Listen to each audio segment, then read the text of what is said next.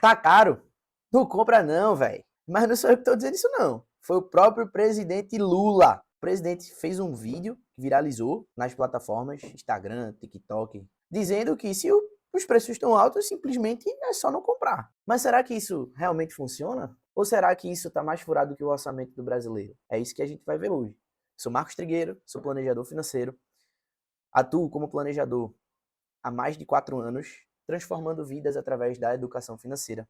E meu propósito aqui hoje é falar com você se de fato essa estratégia de não comprar é uma boa estratégia ou se isso é balela, é papo furado, em que o presidente da República simplesmente anunciou aí, viralizou e tá bombando na internet. Então vamos lá. Será que boicotar os preços de produtos que estão em alta realmente controla a inflação? Realmente o que faz a inflação subir ou cair? E o principal de tudo, como é que a gente pode usar essa lógica para otimizar as nossas finanças, melhorar o nosso dinheiro? Fica comigo até o final, porque tem muita sacada boa vindo aí. Então já aperta o like, se inscreve no nosso canal, compartilha esse vídeo com alguém que achou o máximo a fala do presidente, mas não tem a menor noção do que isso significa no seu dia a dia e como isso pode impactar suas finanças. E esse vídeo eu preciso agradecer ao presidente, né? Nosso presidente da República, Lula, Luiz Inácio, que deu a sugestão de que se tiver alguma coisa cara, simplesmente é não comprar. Por quê? Porque se você não compra,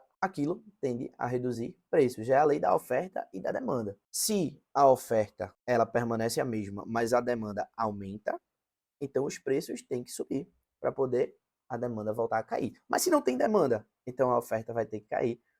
E se a oferta está a mesma, aí vão ter que abaixar os preços para poder equilibrar o mercado.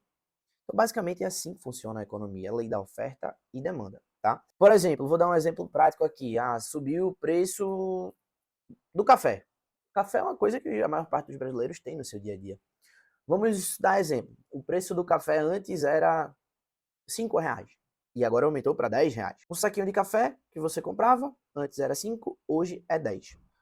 Se as mesmas pessoas que compravam a R$ 5 estão comprando a 10, por que quem vende esse café vai reduzir o preço? Não faz o menor sentido. Então, se a gente tiver o aumento para 10, só que as pessoas que compravam a 5 deixarem de comprar a 10, então quem está vendendo a 10 vai ter que reduzir o preço para poder atingir o público que só comprava a 5. E aí reduz o preço de 10 para 7. Aí quem comprava 5 consegue comprar 7, beleza. Maximizou, aumentou um pouquinho o lucro, a margem de lucro. Também teve o aumento do imposto, né? Porque querendo ou não, esse aumento dos preços eles não se dão do nada. Se a gente teve um aumento no preço é porque os impostos eles subiram. Então a margem de lucro para permanecer a mesma, eles tiveram que aumentar os preços. Então isso vem muito antes do que simplesmente não comprar os produtos. Para chegar no ponto em que o presidente da República fala para a população deixar de comprar os seus produtos, que é um absurdo, uma pronúncia dessa, teve muito feijão com arroz, teve muita história que aconteceu até chegar nesse momento. O que é triste, né, se a gente parar para pensar. Porque isso vem decorrente de políticas fiscais que não são condizentes, políticas fiscais que não são coerentes. A gente vem de um cenário econômico totalmente instável, uma inflação que não está controlada. Então não é simplesmente chegar e falar para a população deixar de comprar. Não, pô, faz o teu trabalho. Controla a inflação. Controla os preços. Se tu prometeu colocar churrasquinho e picanha na mesa da classe trabalhadora, por que tu tá aumentando os preços? Então não é simplesmente. A economia não funciona assim. Não é um resultado simples.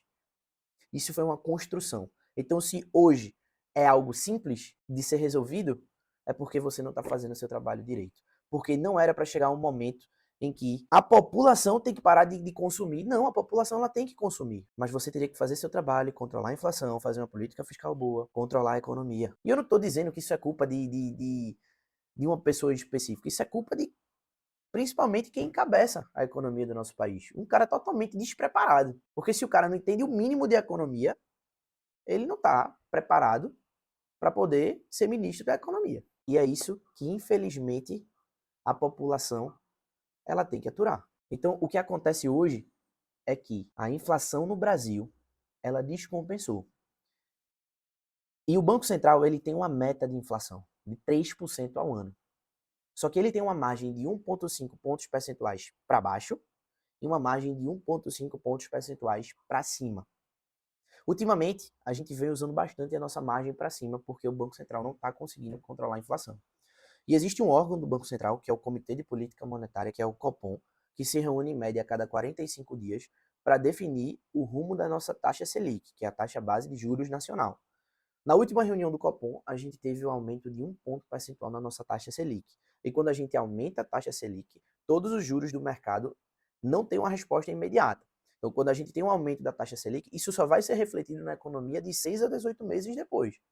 Então, esse aumento que o Copom, que é o Comitê de Política Monetária, fez agora de 1 ponto percentual, isso só vai ser refletido na nossa economia mais ou menos para janeiro de 26. Então, é um movimento que a gente está visando controlar a inflação do ano que vem, porque esse ano de 2025, o Banco Central já decretou que não vai conseguir se manter dentro da meta de 4,5% de inflação. Não vai conseguir ter uma inflação controlada nesse ano, o que é triste. Isso deixa o Brasil um país visto com maus olhos para investidores internacionais. A parte boa é que os investidores estão vindo porque a taxa de juros está alta, também decorrente de outros fatores externos também. Mas se continuar do jeito que está, isso só tende a piorar. E sim, voltando a falar da taxa Selic, quando a gente tem esse aumento da taxa Selic, isso faz com que todos os juros do mercado eles aumentem, juros de financiamento, juros de crédito, juros de consórcio. Então assim, não é uma resposta imediata, mas querendo ou não, com o tempo eles vão também ter esse impacto. E aumentando esses juros, fica muito mais caro você pegar um empréstimo, você pegar um crédito, você financiar. Então, quem tem muito dinheiro não vai querer abrir novos negócios. Quem tem muito dinheiro não vai querer gerar emprego, colocar dinheiro na classe trabalhadora. Muito pelo contrário, vai deixar o seu dinheiro parado, rendendo, porque a uns juros altos vai estar rendendo bem com pouco risco. Então, isso vai desacelerar, esfriar a economia. Esfriando a economia, a gente consegue controlar os preços, consegue controlar a inflação. Então, isso é um movimento que a gente está visando para o final desse ano e início do ano que vem. Então não é algo imediato. Até lá, o que é que vai acontecer? Os preços vão continuar subindo. E até lá, se não tiver nenhuma novidade do governo que prejudique a nossa economia, que pode afetar o valor da nossa moeda, que pode aumentar ainda mais os preços, criação de novos impostos, até porque, querendo ou não, o Brasil hoje tem um déficit fiscal muito grande, infelizmente o cenário econômico do país para esse ano de 2025 não é bom. Os grandes bancos, eles estão estimando uma taxa Selic até a metade do ano de 14,75% em média, 14,5% até o final do ano de 15%, o maior patamar dos últimos anos. A gente tinha uma taxa Selic durante a pandemia, 1 ano e meio, 2 anos atrás, de 13,25%, que é a nossa taxa atual, 13,25% ao ano, e ainda tende a aumentar mais. Então sim, não é simplesmente parar de comprar, porque isso vai fazer com que os preços caiam, não. Porque para o vendedor aumentar os preços, significa que o imposto está maior para que o lucro dele seja o mesmo. Se eu tenho uma pizza e metade da minha pizza ela já vai de imposto e a outra metade eu tenho para pagar os custos da minha produção, digamos que 50% vai de custo, só sobra 25% da minha pizza completa. Se eu aumento o imposto para mais de 50% e eu tenho os mesmos custos, então vai sobrar menos que 25% da minha pizza. Como é que eu aumento o meu lucro? A estaca inicial de 25%, aumentando o preço. Então, tudo se baseia numa boa ou numa má gestão de quem está no poder. Se quem está no poder, nosso ministro da Economia, não faz uma boa gestão e ele é criticado publicamente por diversos economistas, então não é um cara que está apto a parir, infelizmente. Bom, eu perguntei aqui ao ChatGPT alguns fatores que impactam o aumento desses preços, tá? Ele me disse 3 fatores aqui de modo geral. Inflação, e de fato está certo, a inflação ela impacta os nossos preços. Quando o governo ele imprime mais dinheiro ou os custos de produção aumentam, tudo vai encarecer, e de fato é isso que acontece. O segundo ponto que ele me trouxe é a oferta e demanda. Se tem muita gente querendo comprar um produto e pouco produto disponível, o preço sobe. E se tem muito produto sobrando e pouca gente comprando, o preço cai. O que está acontecendo é a primeira parte do exemplo. Muita gente comprando e a oferta diminuindo porque o custo de produção aumentou, que é o terceiro ponto, o custo de produção. Se os insumos encarecem, como gasolina, energia, matéria-prima, o preço final ele sobe.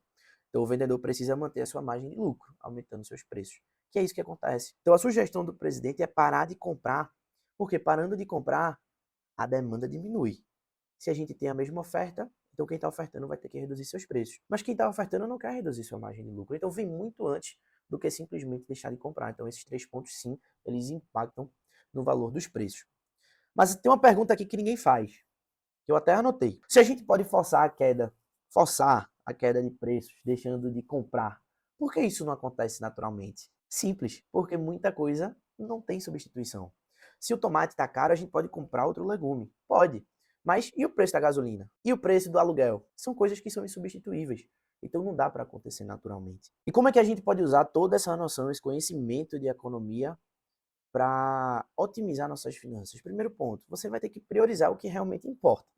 Você vai ter que abrir mão de alguns produtos, alguns insumos que estão mais caros e priorizar realmente o que importa. Segundo ponto, substituir produtos sempre que possível. Ah, o preço do tomate está caro, substitui por outro legume. Ah, o preço da cenoura está caro, substitui por outro legume. Então, sempre que der para substituir por produtos mais baratos, procure substituir. Isso já vai gerar uma economia, já gera um impacto no seu orçamento. Terceiro ponto, compre em momentos estratégicos. Alguns produtos eles têm ciclos, ciclos de alta de preços e ciclos de baixa de preço. Aproveite os ciclos de baixa e compre. Sempre, principalmente quando a gente fala de alimentação, produtos voltados a refeições que são produtos perecíveis, eles têm ciclos de altas e ciclos de baixas. Então aproveite os ciclos de baixas para comprar esses produtos. E o último ponto também, para você otimizar suas finanças nesse momento de crise, é planejar suas compras grandes. Sempre que for fazer uma compra grande, uma feira, ou tipo, ir numa ida ao mercado, planeja com antecedência. Faz uma lista do que de fato é essencial para que você não se perca quando estiver lá dentro.